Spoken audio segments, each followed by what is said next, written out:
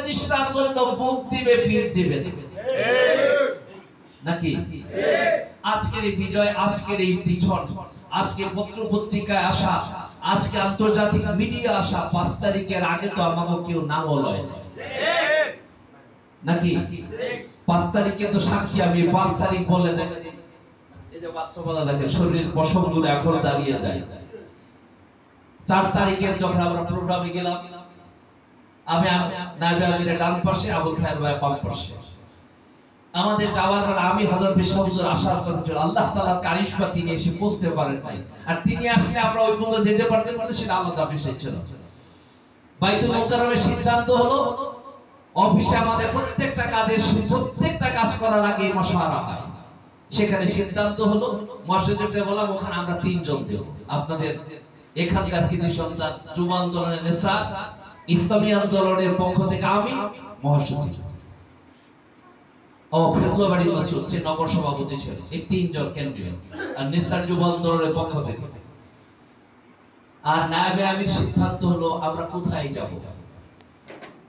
ওখানে বলা হলো পরিবেশ পরিস্থিতি অনুযায়ী আমরা যাব। তাহলে কি আমরা আমাদের ডেস্টিনেশন ঠিক করি নাই নাকি? যে আমরা উত্তর গেট পর্যন্ত যাব, ঈদগাহ পর্যন্ত যাব, এমন কিছুই নাই। রাস্তায় হাঁটবো, কারণ তখন বোঝা যাবে। হুজুর ঠিক উত্তর গেটে প্রেস ক্লাবে যে বক্তব্য দিলেন, 5 কদম হাঁটা, এখনো যখন আমার পায়ে ব্যথা, তখন খুব এরকম ছিল, কিন্তু সেই সময় তার ব্যথা বুঝিনি। হুজুর একটু হাঁটার পরে বলতেছে কি মনটা কি চায়। মন অর্থ তখন হাজার হাজার ছাত্র জনতা হচ্ছে কোথায় কোথায়, এটা জোরে বলেন কোথায়। উনি কি ওই আকলমান ইশারা আমাদেরকে বোঝাচ্ছে, আমরা হাসছি। তখন আমি নেসারকে বললাম, ছোট ভাই তো এই নেসার আগাও। দৌড়ে যাইয়া ফুটপাতের উপর উঠে পিছনে তাকায় দেখলো সম্মানজনক লোক আমাদের আছে, তাইলে আগানো যায়। আমরা বলছি তাহলে হুজুর আগায়।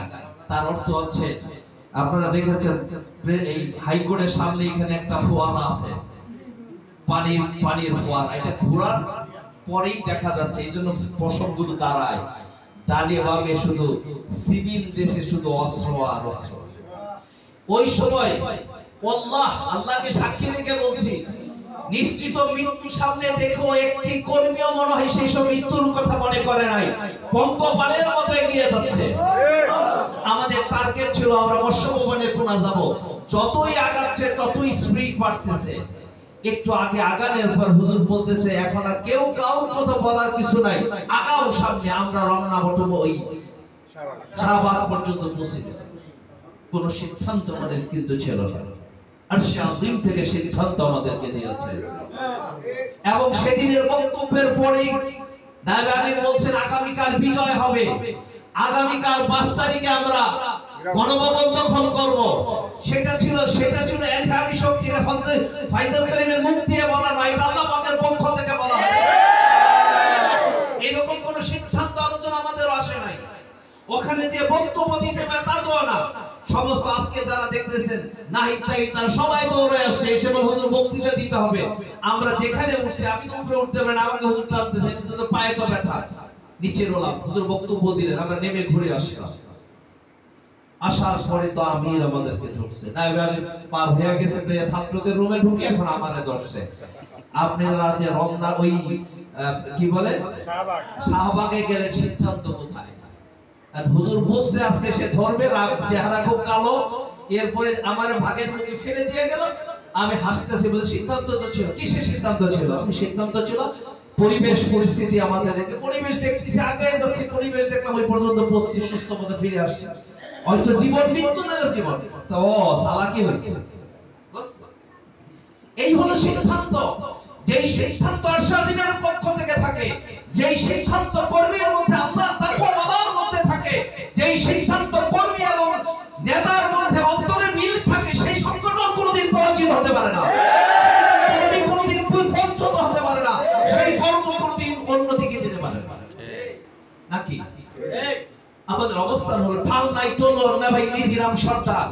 এরপরে অনেকে আছে যারা নির্বাচন করার বয়স নাই, এরপরও যখন শ্রদ্ধা দিয়ে দাঁড়াইতে পারে না, তখন দেখে যে চাচা আমাকে চাচাই তো দাঁড়াইছে, সামনে আগায়, ঠিক না? এই জন্য আমি বিনয়ের সাথে বলতে চাই, বন্ধুরা নির্বাচন আমাদের একটা মাত্র কৌশল। এই নির্বাচন দিয়ে ইসলাম কায়েম হবে, দ্বীন প্রতিষ্ঠা হবে, এটাও বিশ্বাস করি না। কিন্তু বাংলাদেশের সিস্টেমই হচ্ছে নির্বাচনের সময় যদি আপনি ভোট বাক্সে না নিয়ে যান, তখন কইবে হুজুর ওই সময় তো ভোটটা বাক্স বইরা দিতাম, আপনারা তো ছিলেন। নির্বাচন ইসলামী বিপ্লব প্রতিষ্ঠার অন্যতম একটি পথের একটা পথ, কিন্তু ইসলামী বিপ্লব প্রতিষ্ঠার জন্য নির্বাচন একটা কৌশল মাত্র, নাকি মনে থাকবে তো? অনেকগুলো কৌশল আছে, তার মধ্যে একটা কৌশল। কারণ আমার দেশের মানুষ নির্বাচন চিনে, আমার মায়েরা ভোট চিনে, আমার বাবারা ভোট চিনে, আমার শ্রমিক ভাইয়েরা ভোট চিনে। ওই সময় না থাকলে কেউ সুবিধা আসে। আর গণবিপ্লবের জন্য যখন আপনি দেখেন এরদোগানের মতো বর্তমানে তিনি যখন জনগণের ভোটে যখন নির্বাচিত হলেন, আর্মিরা যখন তাকে স্কট করলেন, তিনি তার নিজস্ব বিমান, ওদের তো আছে, উনি নিজস্ব ফাইটার আকাশে উড়ে তার জনগণকে শুধু ইংরেজিতে একটা মেসেজ দিয়েছে, প্লিজ হেল্প। আপনারা দেখেছেন জনগণ তাকে ভোট দিয়ে নির্বাচিত করার কারণে জনগণ আর্মিদের ট্যাঙ্কের উপরে সামনে রাস্তায় সব শুয়ে পড়েছে। এখন যারা 5 তারিখের গণবিপ্লবের অবস্থা দেখেন, হাজার হাজার নারী পুরুষ, আমার বৃদ্ধ বনিতা যুবক যখন রাজপথে নেমে গেল, আমার দেশের পুলিশের হাতে গুলি ছিল, আমার দেশের আর্মির হাতে গুলি ছিল, সেই গুলি মারে নাই। সে জানে হয়তো আমার আত্মীয় হবে, আমার ভাই হবে, আমার চাচাতো হবে, আমার মামাতো হবে। জনগণ যখন নেমে যায় তখন তার বুকের মধ্যে গুলি ছুটতে পারে। এই জন্য গণবিপ্লবের জন্য ইসলামী হুকুমত প্রতিষ্ঠার জন্য অন্যতম একটি মাধ্যমই হচ্ছে ইসলামী অর্থাৎ বাংলাদেশের বর্তমান প্রচলিত নির্বাচন।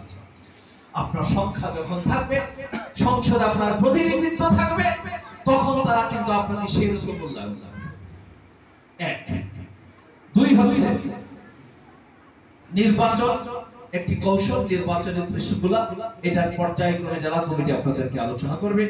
আস্তে আস্তে আগামী 28 তারিখের মহাসমাবেশ কেন আমাদের